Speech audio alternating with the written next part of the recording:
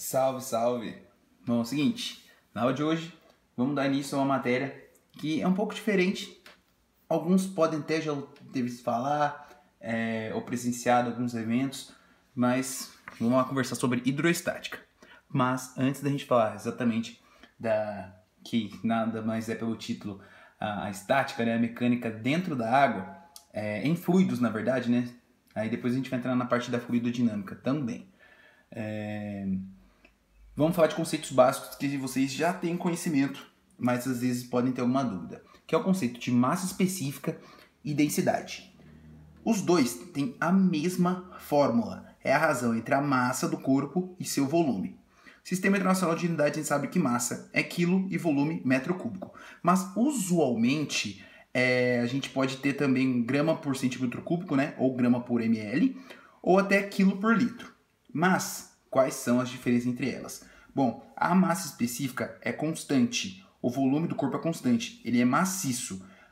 A densidade também pode ter a letra grega ρ, e ela varia conforme o corpo. Às vezes o corpo pode ter um buraco, ele não é homogêneo, certo? Então essa é a diferença entre eles. Então ele pode tentar variar esse tipo de situação. Mas até pela apresentação do exercício, a gente consegue diferenciar o que cada um está mostrando. Mais uma parte básica da estática que a gente já pode ter visto é a questão da pressão. Bom, não vou dar muita ênfase aqui, porque senão a aula vai ficar extensa, porque já tem muito conceito teórico aqui que a gente vai ter que trabalhar. Bom, pressão, a fórmula é força sobre área. A gente sabe que no sistema internacional força é medida em Newton e área metro quadrado.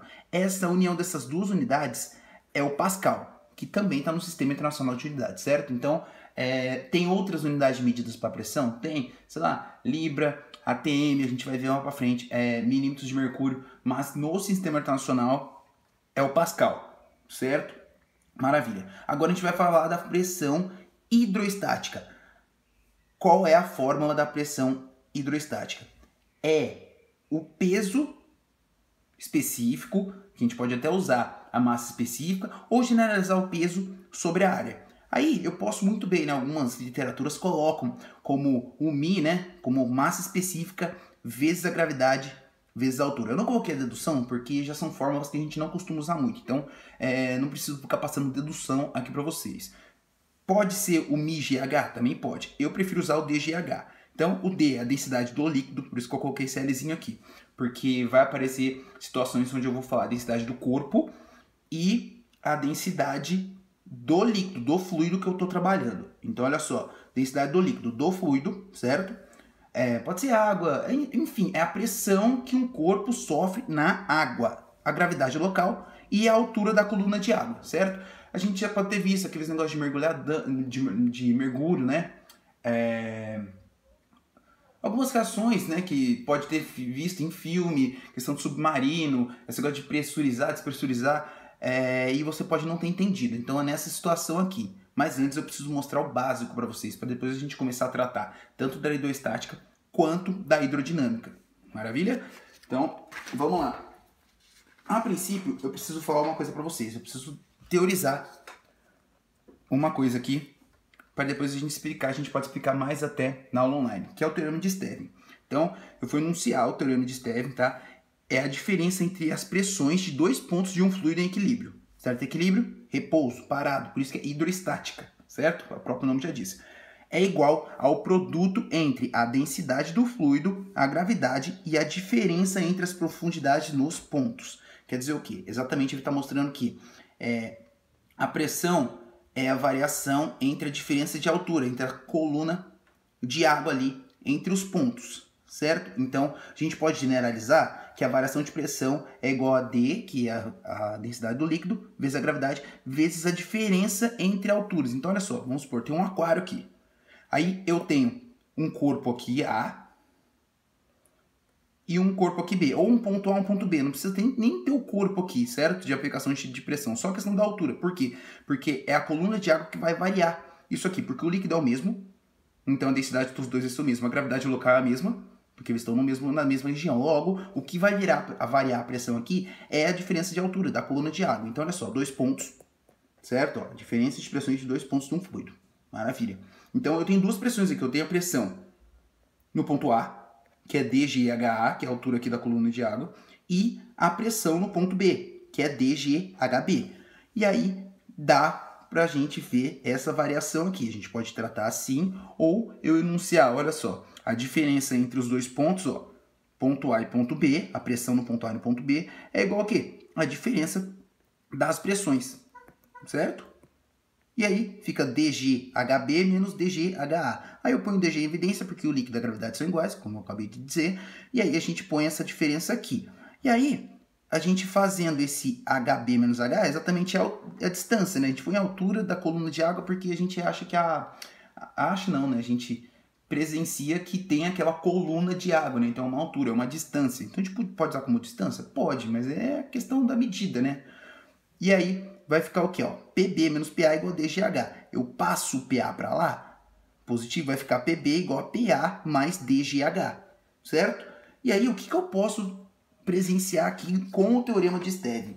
Se o líquido estiver sob ação da pressão atmosférica, que é a pressão do ar, ele tem exatamente duas pressões. A pressão atmosférica vai até a superfície do líquido e eu ainda tenho a altura da coluna de água, certo? Então, eu posso enunciar o teorema de Stevin nessa situação, que a pressão é o quê? É o somatório da pressão atmosférica com a pressão hidroestática, a pressão da coluna de água, certo? Isso aqui é muito usado, certo? Quando tem interação da pressão atmosférica. Aí falando, vocês podem ter tido isso na aula de geografia ou até mesmo na aula de química, quando estava estudando gases. A pressão atmosférica ao nível do mar, no sistema internacional, 1 atm é 10 a quinta pascal, ou 760 milímetros de mercúrio. Então vocês já podem ter visto isso na aula de química, na parte de gases, até mesmo na aula de física anteriormente. Não, anteriormente não, vocês vão ver no ano que vem. Quando vocês forem aprender um pouco de termodinâmica, a gente vai tratar com gases. Isso aqui volta, porque vai ter cálculo de pressão do gás. Então fiquem tranquilos, assim, é uma matéria que é muito recorrente, tanto na física quanto na química. Até na geografia, dependendo da situação onde o professor quer trabalhar. Então, quer dizer, a gente não pode fugir dessa teoria. Certo? E aí, também vou falar mais de um experimento, que é a própria aplicação do teorema de Stevin, que é a questão dos vasos comunicantes. E aí, olha só, o que é um vaso comunicante? Vaso comunicante, aparentemente, assim, como foi um experimento, é um vaso, tá? Em formato de U. Pode ter mais de uma saída? Pode. Eu coloquei só duas aqui, mas ele poderia ter três, por exemplo, 4, 5, independente da situação. Ele está provando o teorema de Stevin exatamente na aplicação. Ó. Tem até dois líquidos aqui, ó. Eu vou fazer o cálculo de pressão num ponto de mesma altura. Se eles têm a mesma altura, eles têm a mesma pressão, porque a coluna de ar é a mesma. Mas o que tem a variação? Exatamente o que? A pressão atmosférica é aplicada nos dois, certo? Então, nos dois lados. E aí, o que muda? Muda a densidade desse líquido aqui e a altura da coluna desse líquido.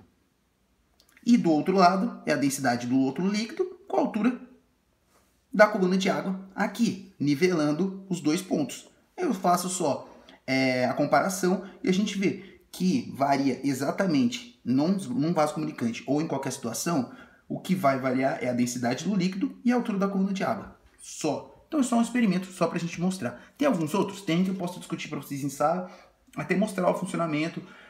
Tem até algumas histórias, assim, experiências próprias, ou experiências de amigos, parentes, tentando explicar esse cálculo da coluna de água, que é uma coisa fora do comum. Depois a gente vai conversar com isso em sala, que é mais interessante a gente falar. E por fim, para a gente finalizar essa parte teórica, eu vou falar do princípio de Pascal. Então vamos enunciá-la, porque é muito importante, para depois o cálculo fica mais fácil. Então olha só, o aumento da pressão exercida de um líquido em equilíbrio é transmitido integralmente a todos os pontos do líquido, bem como as paredes do recipiente em que ele está contido. Então olha só, se eu aplicar uma força aqui, é como se fosse, vamos dizer assim, por ação e reação, tá? Ele transmite toda essa pressão, toda essa aplicação de força no outro ponto.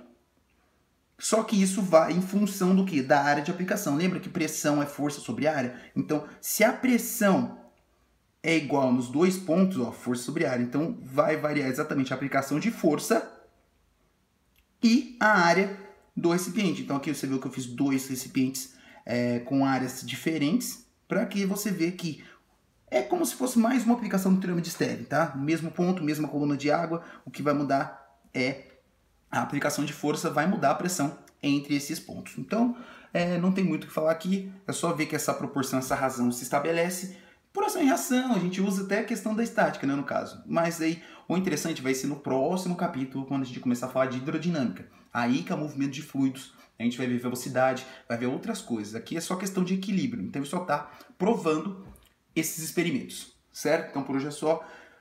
Anota essas fórmulas, principalmente do teorema de Stevin, que a pressão é o quê? É a atuação da pressão atmosférica mais DGH. Maravilha? Então por hoje é só.